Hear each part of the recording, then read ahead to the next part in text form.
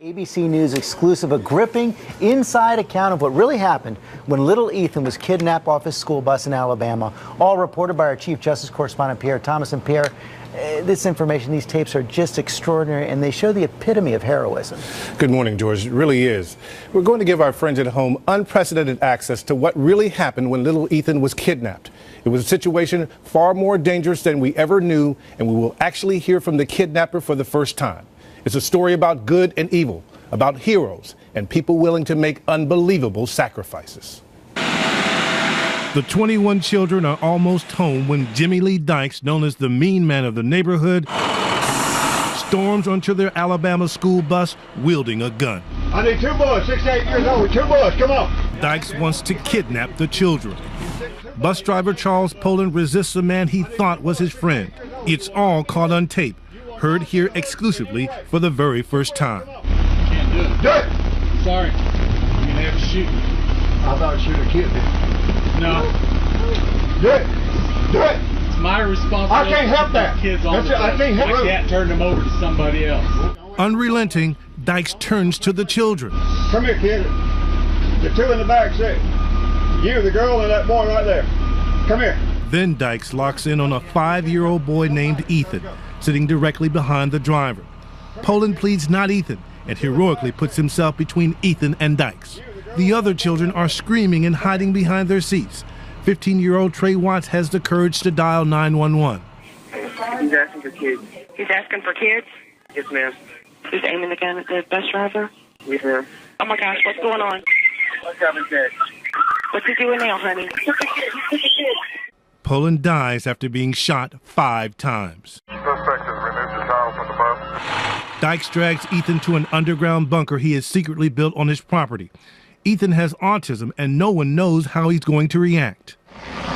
And an army of 300 law enforcement descends on the scene, stunned by what is happening in this tiny town of Midland City, and a 6-day siege begins. My heart just stopped. We spoke exclusively with key members of the team of federal, state, and local authorities who fought to save Ethan's life. We thought Ethan was going to die. This is the bunker seen for the first time, 12 feet below ground, only 8 feet by 6 feet, about the size of a parking space. It has ventilation, electricity, bunk beds, painstakingly built over months. Dykes tells police to speak to him through this plastic pipe, which has a deadly surprise. There's a bomb in it. They were on top of the pipe that he could have detonated the bomb at any time. I was immediately concerned. The FBI quickly dispatches Molly Ammon, one of its top behavioral scientists, to Alabama. He was angry, but intelligent and controlled. Police are choosing their words carefully. I want to thank him for taking care of our child. They know Dykes is watching TV, but Dykes grows more belligerent. It is now day 6.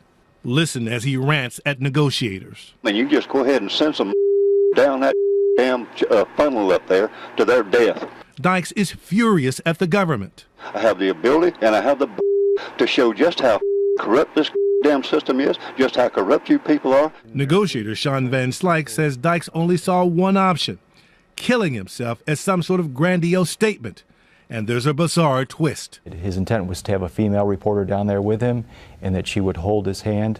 Well, in fact, he got his final message out to the world and then committed suicide in her presence. The danger to Ethan is increasing every second. He was handling the weapons and the bomb inside the bunker on a more frequent basis. And Dykes has a diabolical plan for Ethan. Jim Dykes relayed to the negotiators, if anything happens to me, I have told Ethan to pull the trigger. That meant he had told Ethan to detonate the IED, the second IED that was inside the bunker. He's teaching Ethan to kill himself. It's decision time. The tactical team would have to rescue Ethan by force. The job falls to Commander Kevin Cornelius and his team, men with families. That certainly isn't lost on me. The majority of them have children as well. In the command post, when the authorities were granted to execute the plan, there was silence.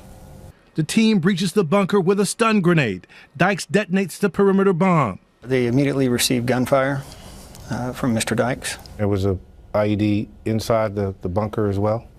Yes, sir. He was in the process of trying to detonate it. For several minutes, no one at the command center knows what's happening. Quiet. Quiet.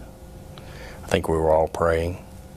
Dykes is shot and killed in the confrontation. Ethan and the agents are okay, remarkably sustaining no major injuries. There was so much joy at saving Ethan, but everyone's thoughts quickly returned to Mr. Poland, the bus driver who laid down his life for his friend Ethan. A true hero, just like the FBI agents who went down that black hole to save a little boy's life. Boy, selfless act after selfless act. Just incredible, Pierre. You know, and so many times, you know, people at home, they watch the story as it unfolds because it took days. They have no idea until seeing your piece right now what really happens. And I'm glad that Ethan is doing all right. And we do need to remember the bus driver and all this. Indeed. In fact, during those interviews, I was struck by how these veteran law enforcement officers all had tears in their eyes during the entire process. It's that human element we forget. I mean, they're family men and women as well. Indeed. Remarkable. Thank you for bringing that to us. Thank you. And you're going to have a lot more tonight on World News and 2020. Looking forward to it. Okay, Pierre, thank you.